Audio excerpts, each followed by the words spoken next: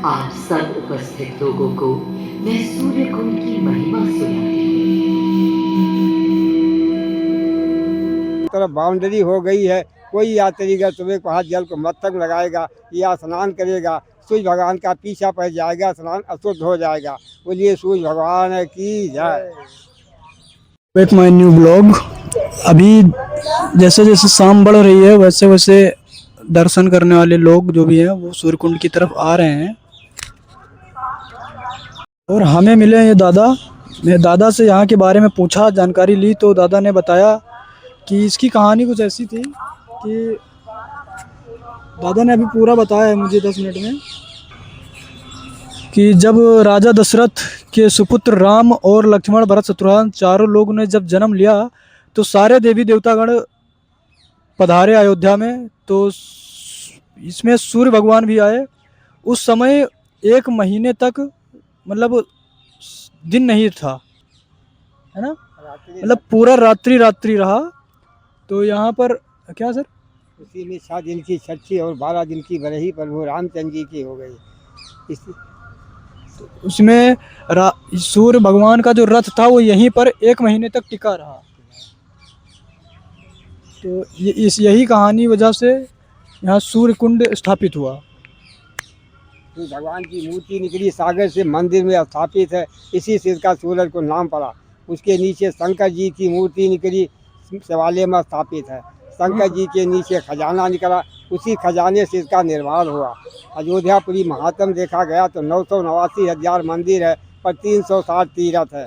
सभी तीर्थों का 5-5 घड़ा जल और सभी मंदिरों की 5-5 टोकरी मिट्टी मंगवा करके मंत्र, क्योंकि इधर 364 दिन का साल हो जाता है। एक एक दिन जाओगे सालों लग जाएगा, खेती बाड़ी जीविका कैसे चलेगा। इसलिए सभी तीर्थों का ये मस्तक है। शरीर में मस्तक नहीं, शरीर शोभा नहीं है।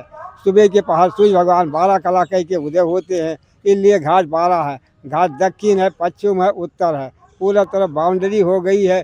कोई यात्रीगण सुबह पहाड़ जल को मस्तक लगाएगा या स्नान करेगा, सूर्य भगवान का पीछा पड़ जाएगा, स्नान अशुद्ध हो जाएगा।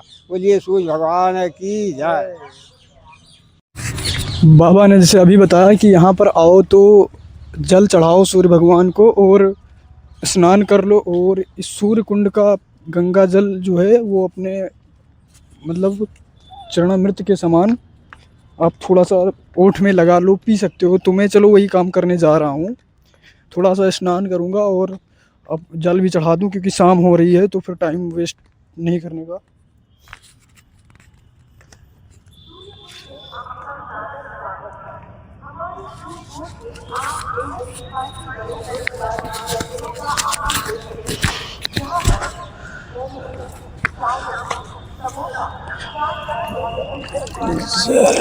सूर्य देवाय नमः। ओम सूर्य देवाय नमः।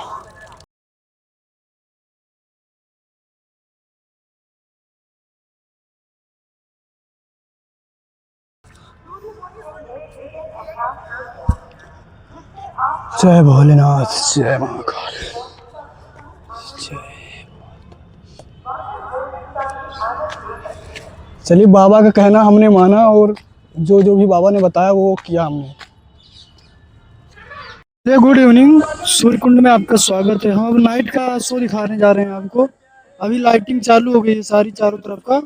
छोटे छोटे यहाँ पर ये गाड़ी वाड़ी चलती रहती है और अभी लाइटिंग स्टार्ट हो चुकी है। अभी स्टार्ट होने वाला लेजर शो 7 बजे से। तो मैं लेजर शो देख करके चला जाऊंगा और बाकी का आप लोग भी देखते रहो। जो अभी ऐसा दिख रहा है यहाँ का सूर्य कुंड, कुछ मतलब बिल्कुल मेला जैसा। तो अभी स्टार्ट होने वाला है। इसी पानी में लेजर शो होगा। लेजर शो में दिखाया जाता है सूर्य भगवान को और राम भगवान को, ऐसे सभी को दिखाया जाता है। इनका मतलब जो प्राचीन काल का था, जैसे जैसे यहाँ की स्थापना हुई है वही सब दिखाया जाएगा शायद, ऐसे मुझे लग रहा है। ये सूर्य कुंड है। तो लेजर शो स्टार्ट होने ही वाला है। तब तक इधर देखो कितने लोग भीड़ लगा के बैठ चुके हैं।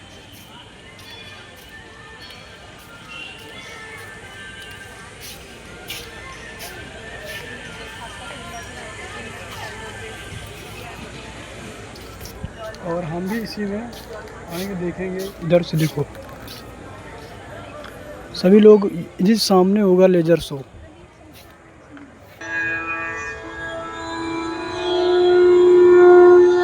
देख रहा हूँ और स्टार्ट हो चुका लेजर शो, कितना अच्छा लगेगा आज।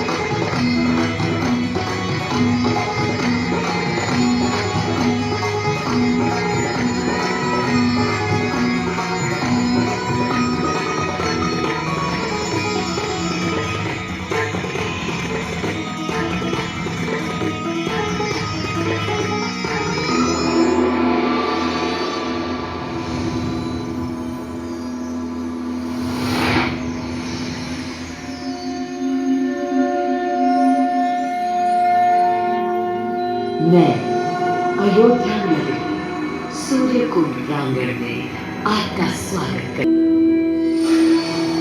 भारत की मिट्टी अनेकों दिव्य आत्माओं की जन्मस्थली है, पर आज मैं आपको कथा सुनाऊंगी भगवान विष्णु के उस अवतार की, जिनके अवतरण से मैं पावन हो गई सदा सदा के लिए।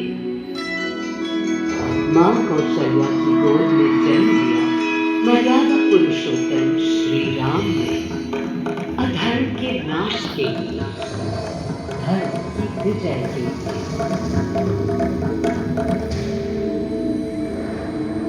किंतु उन्हें अयोध्या त्याग 14 वर्ष के वनवास पर जाना पड़ा। पुनः वो घड़ी आई जब सीता माता के साथ उनका पुनः आगमन अयोध्या में हुआ। हर्ष था चहुओर और उल्लास था हर दिशा में। वो घड़ी बस आने को थी जिसकी प्रतीक्षा में मैं विद्वान थी, जाने कब से। प्रभु राम का राज्याभिषेक बस होने को था, हर कहीं उत्सव था, पर इस उल्लास पर दुविधा की कालिमा छा रही थी। श्री राम प्रसन्न नहीं थे, राज्याभिषेक का कोई उत्साह उनकी चेहरे पर नहीं था, उन्हें राज्य का लोभ नहीं था, अपनी प्रजा की चिंता थी।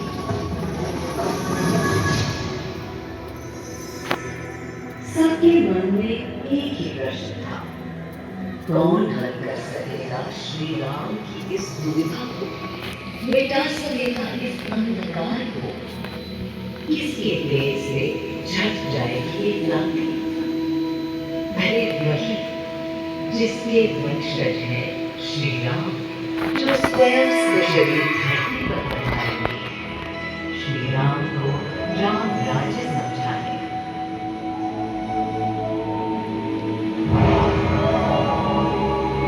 ये गाथा उस शक्ति पुंज की है जो पृथ्वी पर जीवन और सृष्टि का केंद्र था, है और रहेगा।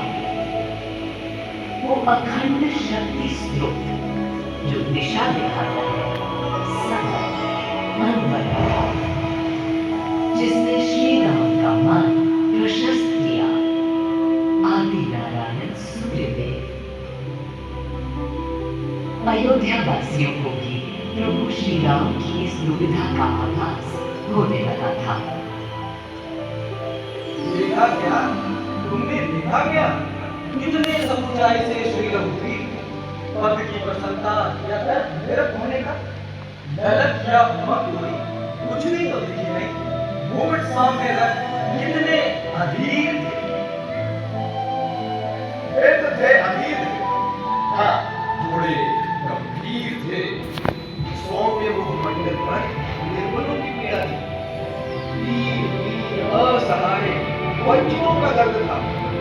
उनके लिए मुकुट अथवा राज सिंहासन वैभव का लोभ नहीं। अब कैसे सुखी दिखे जब तक सुखी सारे लोग नहीं। तब दिशा निर्देशन के लिए श्री राम ने स्वयं सूर्यदेव का स्मरण किया। श्री राम सूर्यदेव का आह्वान करने लगे।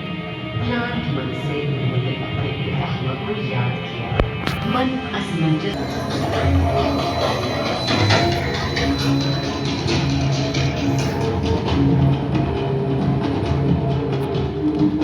मैं अयोध्या पवित्र से पवित्रतम हो गई हूँ।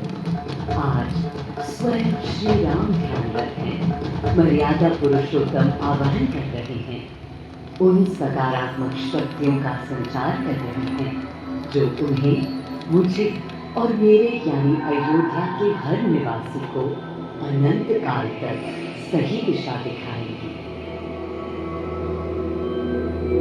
संभव है स्वयं सूर्यदेव सशरीर पधारे अयोध्या की धरा पर।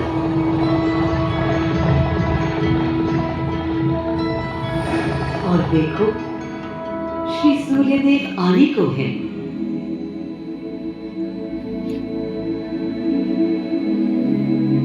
उनकी पहली किरण के स्पर्श से कलियां एक एक कर खिलने लगी।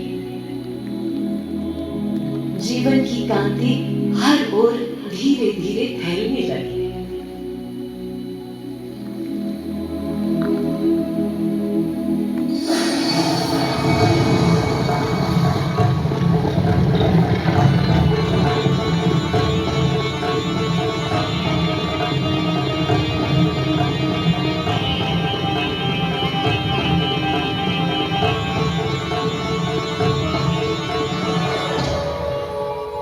कितना अनोखा दिन है।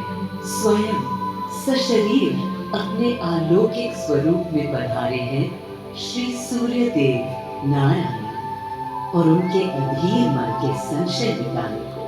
अधीर है या गंभीर है, मैं जानता हूं क्या उनकी पीड़।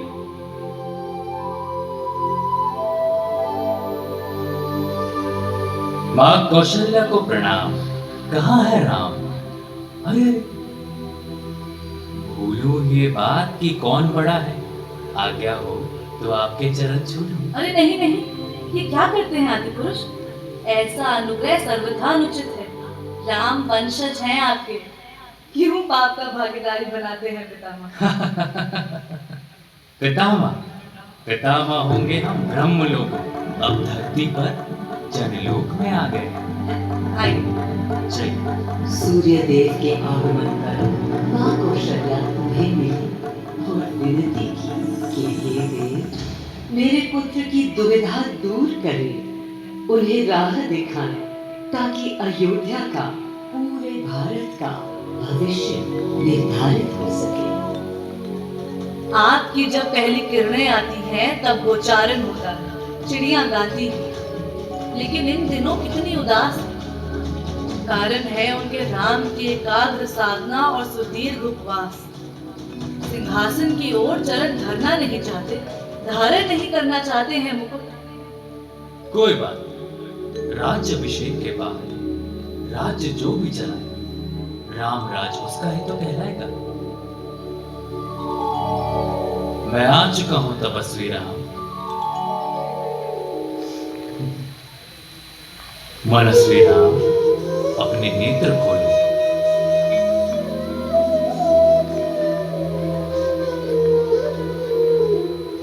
प्रणाम पितामह, प्रणाम। प्रणाम मेरे राम, प्रणाम। पितामह, राम राज्य क्या है? राम स्वयं पूछ रहे हैं कि राम राज्य क्या है।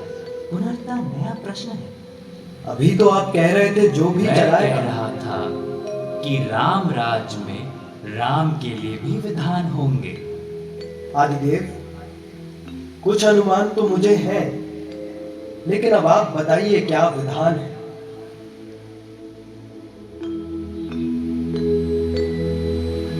राम राज्य आशय कल्याण है, निर्बलतम मानव का त्राण है।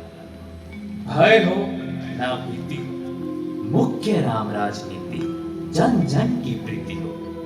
लोक संरक्षण हो, सत का आभास हो, परमानंद प्राप्ति हेतु मंगल उद्भास हो।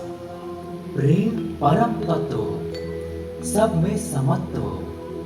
दैहिक दैविक या भौतिक संतापों की औषधि अचूक राम बाण है। राम राज्य आशय कल्याण है, निर्बलतम मानव का त्राण है। प्रमोदित अपंतव हो, आस्था का घनत्व हो। वैभव विशाल, मेघ करे वर्षा और सदा ही सुकाल। दिशाएं सब मस्त हो, जनपद ये स्वस्थ हो। उपद्रव ना ही और ना कोई आतंक हो। कोई नहीं रंग हो, सुख ही सुख निशंक हो। प्रेम योग धर्म मूल्य प्राण है। राम राज आशय कल्याण है। मां कौशल्या, अभी ये मुकुट मात्र सोने का है। मैं इस मुकुट को राम के साथ सदा उपस्थित होने का बना देता हूं।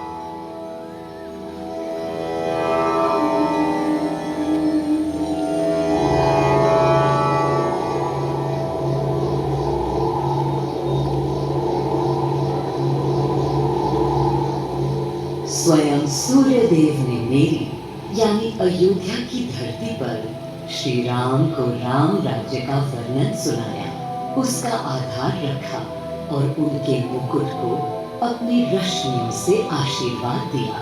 श्री राम के नेतृत्व में हर ओर खुशहाली, प्रेम, शांति और संयम फैला। हर ओर रोशनी, प्रकाश और जीवन का संगीत गूंजने लगा।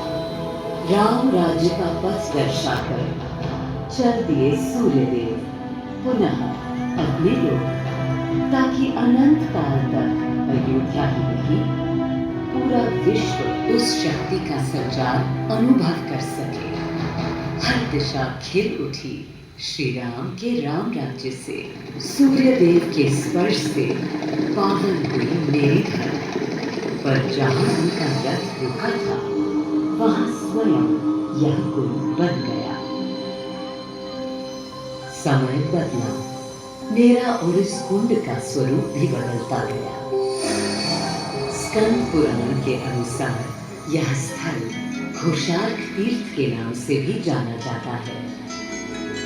जब प्रतापी राजा घोष यहाँ आए और उन्होंने ऋषियों को यहाँ स्नान करते देखा तो स्वयं भी किया, जिसके बाद उनका शरीर दिव्य, निरोगी और अलौकिक हो गया। और इसी कुंड के जल से उनकी काया भी कांतिमय हो गई। यहाँ की गई उनकी घोर तपस्या का तेज आज भी अनुभव किया जा सकता है। दिन बीते, साल बीते और फिर अनेकों सदियों के बाद राजा दर्शन से यहाँ आए। यही तपस्या करने के बाद उन्होंने यहाँ सूर्य मंदिर, कुंड और चारों ओर घाट का निर्माण कराया, जिससे यहाँ की प्रजा भी इस अलौकिक कुंड का लाभ उठा सके। सूर्य देव के माध्यम से मैं अयोध्या और तेजमय हो गई और इसका प्रमाण इस सूर्य कुंड और समीप स्थित गरिमा में सूर्य मंदिर से स्थापित हो जाता है।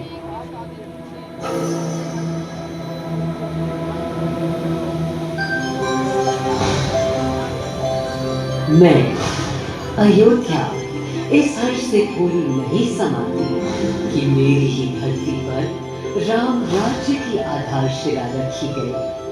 आज भी अयोध्या एकता, आस्था और शांति के लिए उदाहरण बनी हुई है।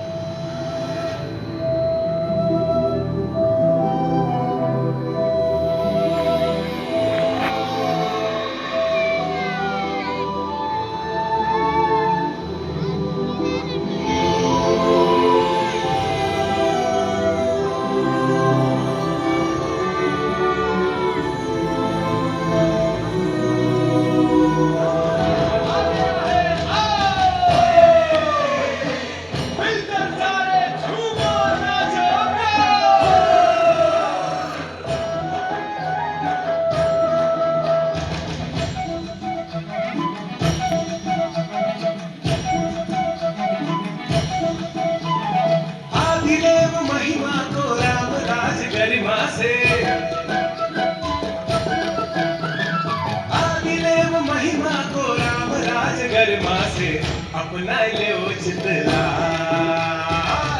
अपना ले चितला।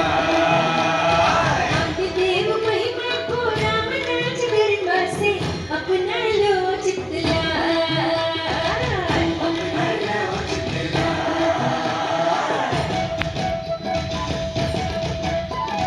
प्रेम रस झांकी होगी रंग माए बाकी होगी, बालकों ने चित्रकारी गगन में की होंगी, सूर्य देख देख मुस्काए, सूर्य देख देख मुस्काए। अपना लो चितला, अपना लो चितला। आदिदेव महिमा तो राम राज गरिमा से अपना ले चितला, अपना लो चितला।